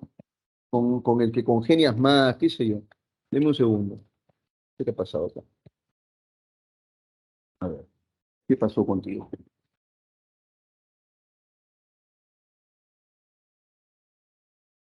Ahora sí. Bueno, y entonces reír es por supuesto un remedio infalible, ¿no? Y dicho sea de paso, está demostrado que la risa va generando, ¿no es cierto? Eh, es una ayuda para reducir el nivel de estrés. Reduce el nivel de cortisol en la sangre, paralelamente activa las células T, lo que proporciona al sistema inmune linfocitos para luchar contra sustancias nocivas. El estrés va carcomiéndote, querido cachimbo, ¿eh? Olvídate. Va debilitándote, va minando tu sistema inmunológico, y bueno, la risa, olvídate, es todo lo contrario. A esto se suma que la risa favorece la producción de inmunoglobulina salivar A, proteína esencial para combatir enfermedades infecciosas. Sin olvidar que el humor también estimula la liberación de endorfinas, nuestros opioides endógenos, y nos proporciona una agradable sensación de bienestar. La risa, remedio infalible. A ver, benefíciese de las bondades de la risa abierta. Muy sencillo, ¿cuál sería el sinónimo? A, ventaja. Ventajas de los Ventaja. beneficios, claro. Los beneficios de la risa abierta. Ríete, ríete, maestro Cachimbo. Y huye de los pusilánimes, ¿estamos de acuerdo? Huye de ellos. Mátate de risa, olvídate. ¿Estamos de acuerdo? Mátate de risa. Ríete. Así, ríete, maestro. A ver, facilitar. Bueno, pero nos piden el antónimo. Si ventaja es el sinónimo, ¿cuál sería el antónimo?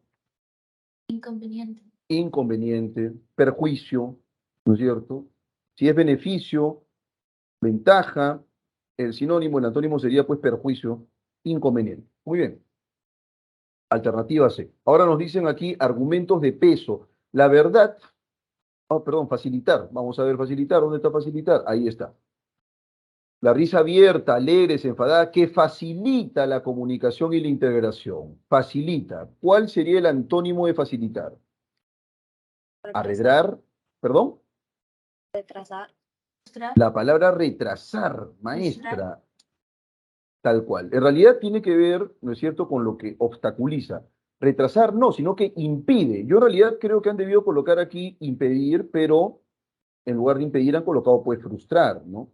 Facilita la comunicación. Sí, efectivamente. Facilitar es motivar, generar, ocasionar la comunicación de una manera más fluida. Lo contrario sería obstaculizar, impedir, frustrar. La clave sería la B. De peso. El término cuyo significado es opuesto a la frase de peso. ¿Cuál es? De peso es, argumentos de peso son argumentos consistentes, argumentos sólidos. Ese sería pues el sinónimo, pero nos piden aquí el antónimo. ¿Cuál sería el antónimo?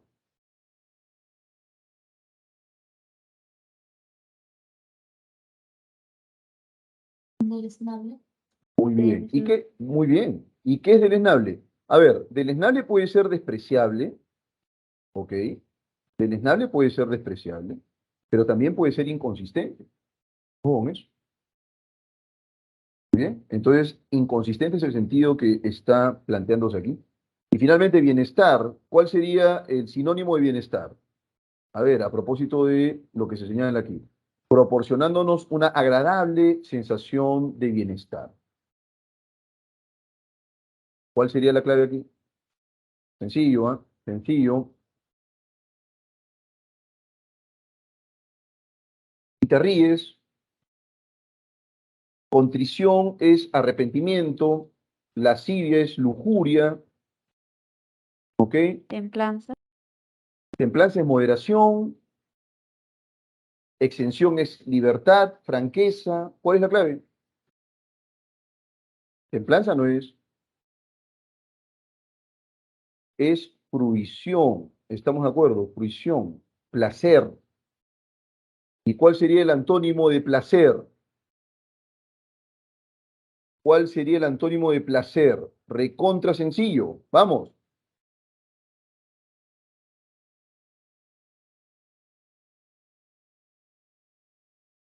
¿Cuál sería el antónimo de placer? Pesar. Pesar. Correcto, maestra Cachimba. Sí, de acuerdo contigo.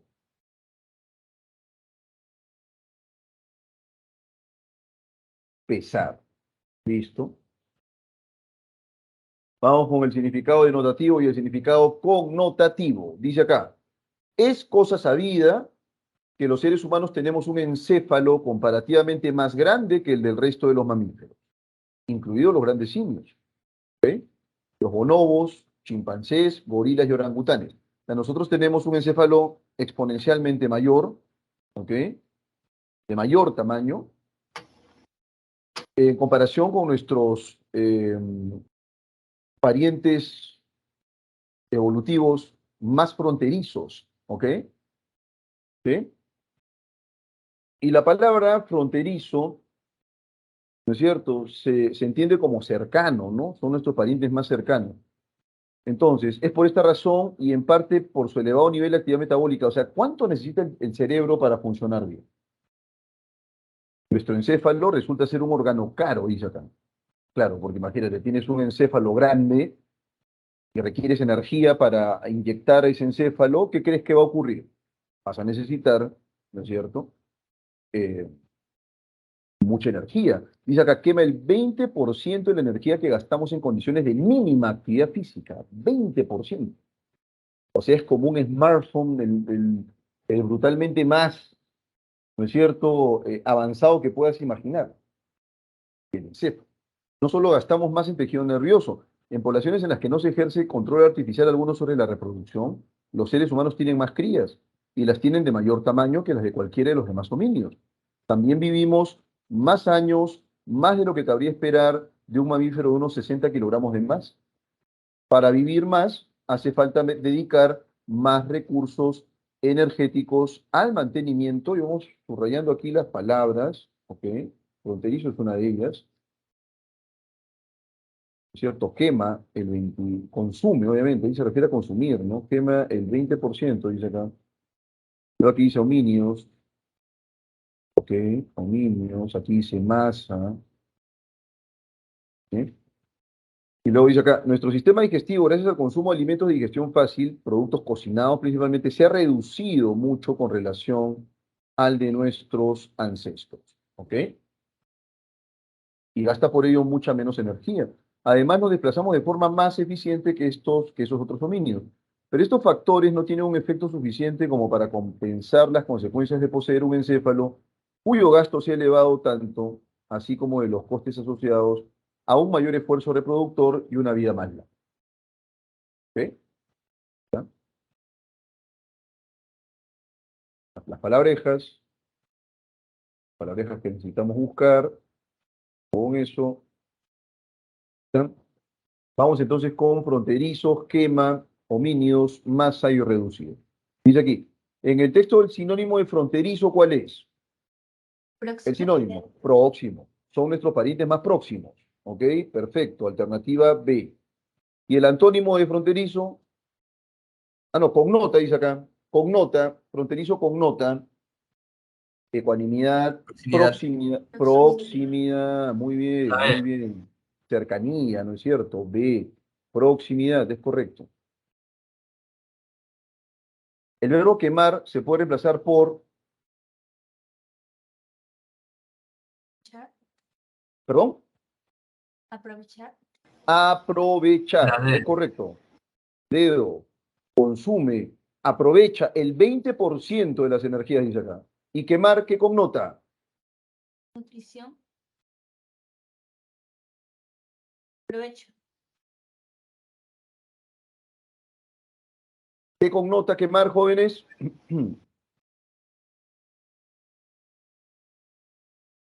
Provecho. Provecho, muy bien, jóvenes. Perfecto. Provecho, muy bien. Ahí está. Provecho. Listo. ¿Cómo no? Homínido, ¿qué denota?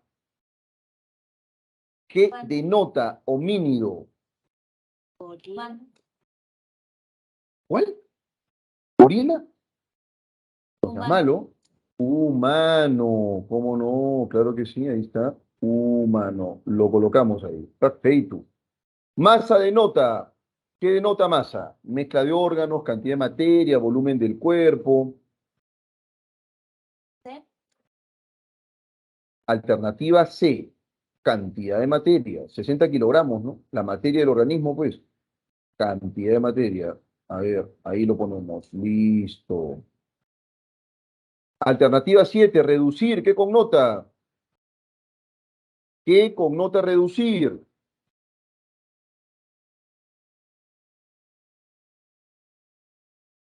Lo sé. Debilitamiento. Por ahí me dicen reducir connota debilitamiento y no es la clave. ¿Ok? Rebajamiento. Rebajamiento. A ver, vamos a ver la palabra, creo que están aquí ya medio adivinando, tengan cuidado. Dice acá lo siguiente, ¿ah? A ver, dice lo siguiente. Nuestro sistema digestivo, el sistema digestivo, ¿ah? Gracias al consumo de alimentos de digestión fácil, se ha reducido mucho con relación al de nuestros ancestros y gasta por ello mucho menos energía, ¿ok? Nos piden lo que connota, no lo que denota, lo que connota, ¿no es cierto?, el vocablo reducir. Y por esa razón no puede ser disminución o rebajamiento, porque si ese fuera el caso, entonces más bien tendrían que preguntarnos por lo que denota. Reducir denota rebajamiento, denota disminución, pero ¿qué connota? Simplificación. Simplificación, efectivamente. Muy bien. Esta es la clave.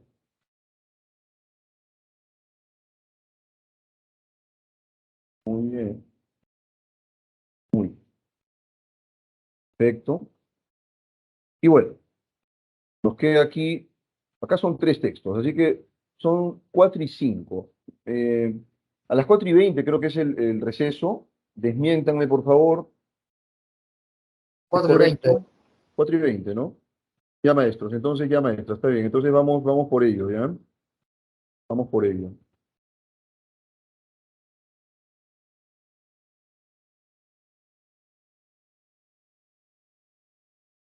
Vamos por ello. Comer uvas enteras con piel y pepitas es la tercera causa de asfixia en menores de 5 años. Qué terrible, ¿no?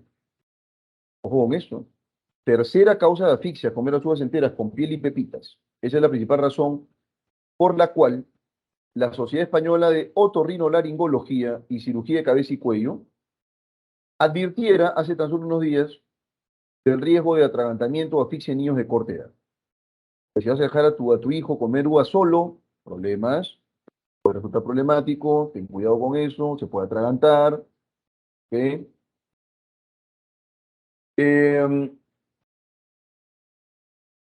Por su forma y textura, las uvas pueden obstruir las vías respiratorias y provocar una situación de peligro que puede llevar incluso a la muerte si no se actúa a tiempo. ¿Ok? Se insistía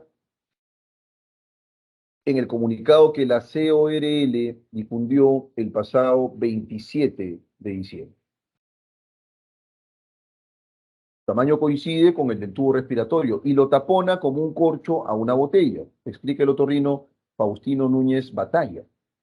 El riesgo de las uvas, insiste Núñez, es su forma redondeada, su textura lisa, que facilita que en un momento dado puede escapar de la boca a la garganta de forma inadvertida. Y de ahí apunta a la necesaria prevención a la que la Sociedad Española de Otorrinolaringología hacía referencia en su comunicado. Que algunos tacharon de alarmista, pero que a la vista de lo ocurrido era más que pertinente. En él no solo se hacía referencia a los posibles riesgos para los menores de 5 años, sino también para los mayores de 65. Sobre todo, si estos presentan trastornos de deglución como la disfagia. Todo ello porque salvar la vida de una persona que ha sufrido un atragantamiento con, por ejemplo, una uva, requiere una rápida y certera intervención. No hay más margen de actuación que 3 minutos más o menos, señala Núñez Batalla. ¿Cómo se produce el atragantamiento? Vamos a subir un poco más esto de aquí. Ahí vamos a dejarlo. Dice acá, un cuerpo extraño obstruye la entrada de aire. Se produce un déficit de oxígeno en el cerebro. Parada respiratoria. El cerebro recibe sangre, aunque cada vez tiene menos oxígeno y es de peor calidad. A los 6 minutos aproximadamente, depende de cada individuo, se produce una parada cardíaca. La recuperación de la víctima depende del tiempo que haya permanecido el cerebro sin oxígeno. Las secuelas varían desde pérdidas de memoria, o facultades a dificultades funcionales. Imagínate, mucho tiempo sin oxígeno, maestro, maestra, puede ser fatal. Dice aquí, el bolo alimenticio u objeto queda atascado en la laringe o la tráquea. Ahí está, vean el dibujo, ¿no? Reflejo vagal. Cuando un cuerpo extraño llega a la laringe, la respuesta es contraerse y reducir su diámetro para evitar que éste llegue a la tráquea y a los pulmones. Esa ya es una respuesta natural, ¿no es cierto? Ahí está lengua, laringe, tráquea, esófago. Epiglotis, lámina de cartílago que detiene el alimento e impide que entre en la tráquea. Recorrido correcto de los alimentos. Ahí va, ¿cierto? Tiene que ir por el esófago, pues no por la tráquea. ¿Estamos de acuerdo? Y ahora hay una maniobra que es fundamental, maestros cachimbos, ¿ah? Vean la maniobra de Heimlich, ¿ok? Son distintas maneras de poder expulsar, incluso encima, cuando tú estás solo, encima de una silla, ¡pum!, te chancas ahí para que salga lo que se ha quedado atascado. Pero si la víctima está consciente y hay alguien cerca, le pones las manos a la altura del vientre y lo presionas. Presionad bruscamente hacia arriba y hacia adentro, ¿no? Con presiones en el abdomen superior, produce súbitas elevaciones del diafragma y provoca la expulsión rápida y forzada de aire desde los pulmones a la tráquea y la laringe. Esta es la posición de las manos del Salvador, ¿no? Acá. Presiona fuerte, fuerte, para que la persona libere lo que tiene. Ahí está. Adentro y hacia arriba. En el caso de la víctima lactante, se aprieta con 2 dedos, porque los dedos tienen órganos muy grandes, pues, como el hígado, el vaso, y podemos dañarlo. Es con los deditos, ahí, para que el niño, ¿cierto?, suelte lo que está impidiendo la respiración. Si la víctima está inconsciente, en posición supina, y empiezas desde abajo hacia arriba. O, si tú todavía estás consciente, lo que puedes hacer es, encima de una superficie dura, ahí empieza, ¿no es cierto?, a golpearte para que salga, pues, el objeto en rigor. ¿Está? Entonces, bueno, esta es una manera, digamos, de graficar qué hacer, porque aquí nos hablan acerca de los peligros que pueden resultar o pueden derivarse, ¿no es cierto?, de la ingesta de uvas. Dice que es la tercera causa de asfixia en menores de 5 años. No es en realidad poco, es preocupante más. ¿Ok? Entonces, bueno, ahí lo tenemos. Aquí está la maniobra de Heimlich, ¿no es cierto? ¿Qué es lo que se puede hacer? Ahí lo tenemos. Con varias maneras, en realidad, y dependiendo también de la persona, ¿no? Si es bebé, no es bebé, qué sé yo, si está consciente o inconsciente, etcétera, etcétera. Entonces ahí tenemos, ¿ok? Ahí tenemos las distintas maneras, ¿no es cierto?, de salvar al individuo. ¿Eh? Que no es poco, ¿eh? No es poco. O sea, acá el rigor puede resultar fatal, puedes morirte, así de concreto. O puedes, en realidad, generar problemas a largo plazo, ¿no? A corto o largo plazo, ¿no? O sea, las secuelas que eso puede dejar pueden ser fatales, ¿eh? Ojo con eso. Ya, vamos. ¿Cuál es la intención principal del autor del texto mixto?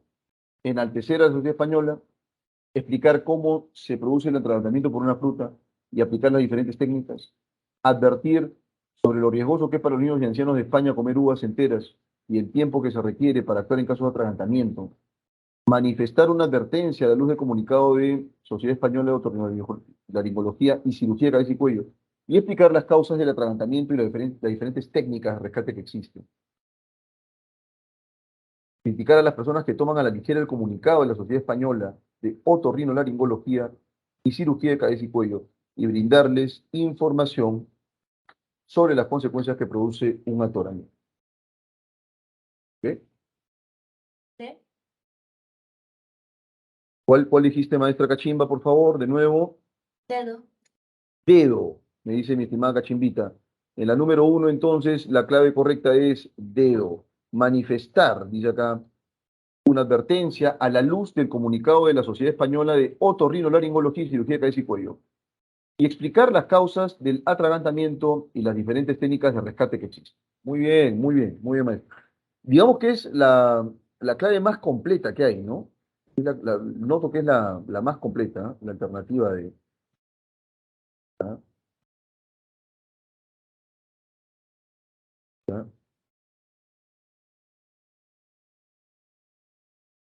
¿Bien?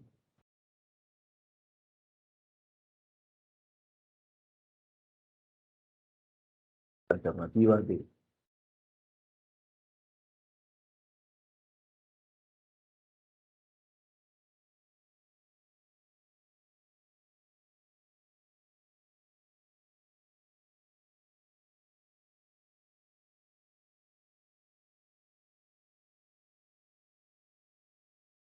Alternativa dedo. Vamos ahora con alarmista. ¿Qué significa alarmista? Nos piden el sinónimo contextual, sinónimo de alarmista. ¿Cuál sería entonces?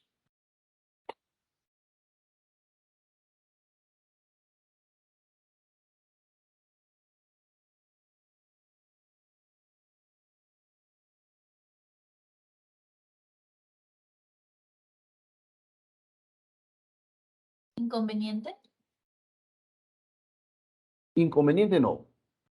A ver, ¿cómo te lo explico? Cuando te dicen que eres alarmista, estimada, significa que exageras, ¿no es cierto? Oye, cállate la boca, no seas alarmista, no va a pasar nada, ¿no es cierto? O sea, sobredimensionas lo que puede ocurrir.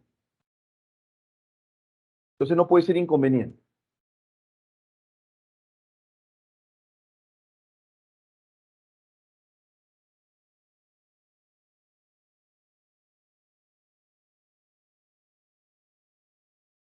¿Cuál sería la clave, jóvenes? Vamos. 5 minutos. La D. Dime la palabra. Descabellado. Descabellado. Correcto, maestro. Claro, pues exagerado, ¿no? Sobredimensionas, eres un alarmista. Bien. De acuerdo con la maniobra de Heimlich, perdón, que aparece en la imagen, es incompatible sostener que la persona que se atraganta, incompatible, ¿eh? Tiene que recibir ligeras presiones con 2 dedos en el abdomen si es un bebé. Debe recibir la maniobra de Heimlich inmediatamente de pie cuando está consciente. Puede ser puesta inmediato boca arriba cuando haya perdido la conciencia. Puede ser salvada por estas técnicas que permiten la salida del objeto atracado. Debe ser ayudada si alguien es mayor de edad por otro sujeto necesariamente. ¿Cuál es la clave? La E. La E. E, pues. Claro, pues maestra, muy bien. Profesor, la clave correcta es la E. No se necesita de otra persona, está loco usted. Listo. E, correcto. Pregunta número 4. Se deduce la imagen que el epiglotis, ¿no es cierto? Ahí está. Epiglotis, vean ustedes esta parte aquí. Epiglotis. ¿Sí? Lámina de cartílago que detiene el alimento e impide que entre a la tráquea. Ya, por una cuestión de muy, muy accidental puede ocurrir, ¿no? Que llegue pues a tu tráquea y te mueras, así de concreto. Puede pasar, ¿ah? Tengan cuidado con esto, ¿ah? Es la parte más significativa del sistema respiratorio, ¿no es Taza. cierto? Alternativa C, me dice por ahí. Se supone que si acá nos está indicando con mucha claridad, dice acá, lámina de cartílago que detiene el alimento e impide que entre en la tráquea, es como una barrera natural, entonces casa. Se mantiene cerrada en el momento de la deglución. ¿Sí? Ahí está.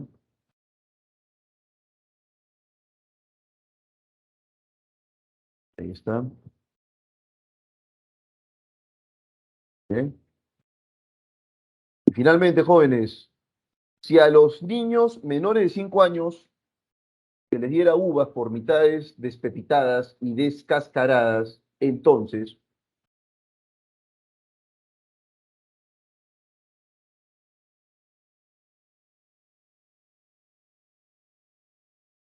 E.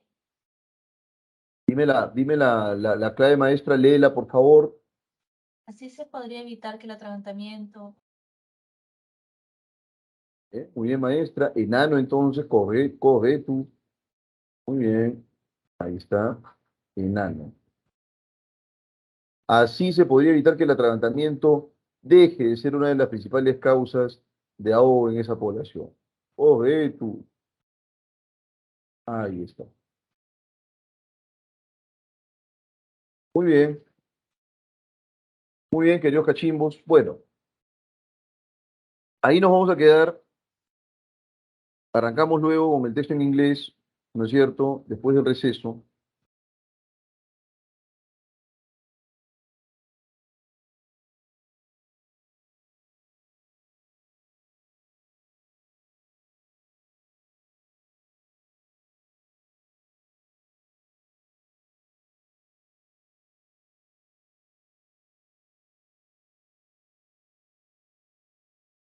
Entonces, después del receso, vamos a continuar, decía yo, con la sección C, textos en inglés y los textos que queden pendientes, ¿no es cierto?, de la sección B, ¿ok? Siendo las 4:20, entonces, jóvenes cachimbitos, vamos a tener un pequeño receso y luego continuamos en 15 minutos. O sea, 4:35 estamos aquí conectados, ¿ok? 4:35, no son 15, claro que sí. ¿Ya? Luego, a las 5:30 nos despedimos. Cuídense mucho. Dejo de compartir entonces.